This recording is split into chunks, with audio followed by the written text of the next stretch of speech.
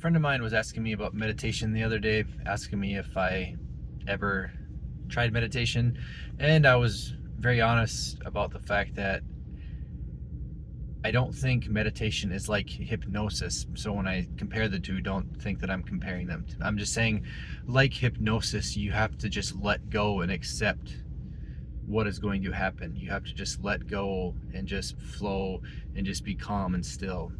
So like that, I could never get into meditation because I just could never let go. But that made me think of something that really helped me at a time in my life where I spent a little over 2 years in a state of very high arousal, very high fight or flight, freeze. I'm not saying that 365, 24/7, but a good majority of my waking life in those, little over 2 years was spent in very high arousal. And if you are someone, and I'm not a doctor, I'm not certified in any certain way, I'm just giving an example of something that helped me when I was struggling very, very hard mentally. I had read somewhere I was wearing a whoop strap, and it gives you your heart rate variability, which, to my understanding, heart rate variability is your body's ability to return back to normal after, let's say, if you were to go sprint as hard as you could.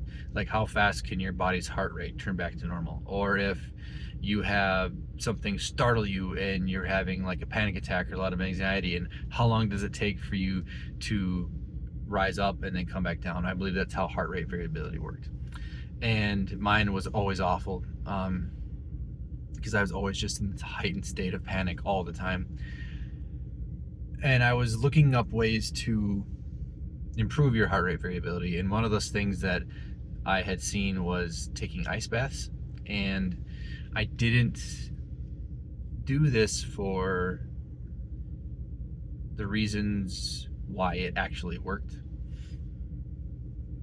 I started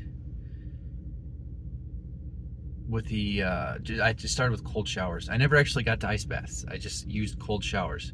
And I would, at the end of my shower every night, I would just put my hand on the wall, put my head under the shower, and I would just slowly lower it, lower until it was at the absolute bottom and it was ice cold.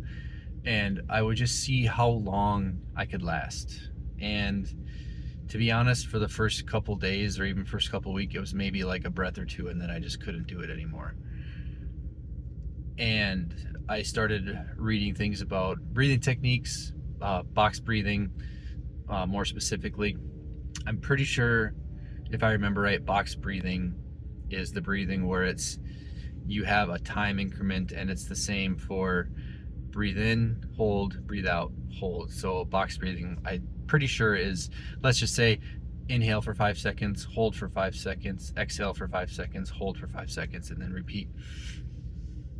And I started doing this, and that really helped center me and focus me to where I could get to 1 round of box breathing. I could get to 2 rounds of box breathing. And then all of a sudden I was at 1 minute in the ice bath, and then or ice shower, and then I was 2 minutes in the ice shower. And then by the time I got to 5 minutes, I was at a point to where I could at least take over a little bit of control. The ice shower puts you in fight or flight.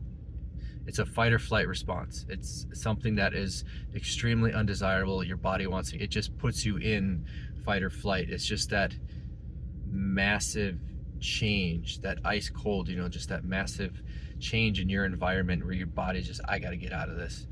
And the box breathing taught me to slow down, breathe through it, let everything come back to normal, because you're not in front of a lion. You're not drowning in the ocean.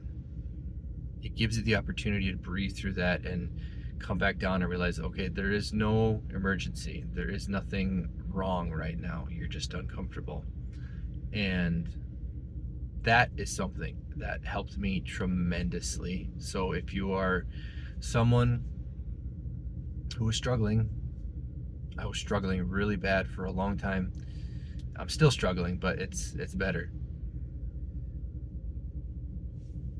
Try something like an ice cold shower, and then using something like box breathing. There's other breathing techniques you can Google. There's so many. Box breathing was just the one that kind of worked for me. And if you can only stay in that ice shower for 5 seconds, that's all you could do. Just every single day that goes by, just try to beat that, and then eventually get to the point where, like I was, where I was at 5 minutes and it didn't faze me at all. Putting yourself in fight or flight, using techniques, breathing techniques that let you and your body realize that you are not in danger. So when things happen in your life to where you are having a panic attack, or you feel like you do feel like you're in danger, you do feel like something really significant is happening, you have that ability to draw back on that training that you did. Do your breathing techniques, and then you'll be amazed how much faster you can bring yourself back from that state of intense hyperarousal of fight or flight.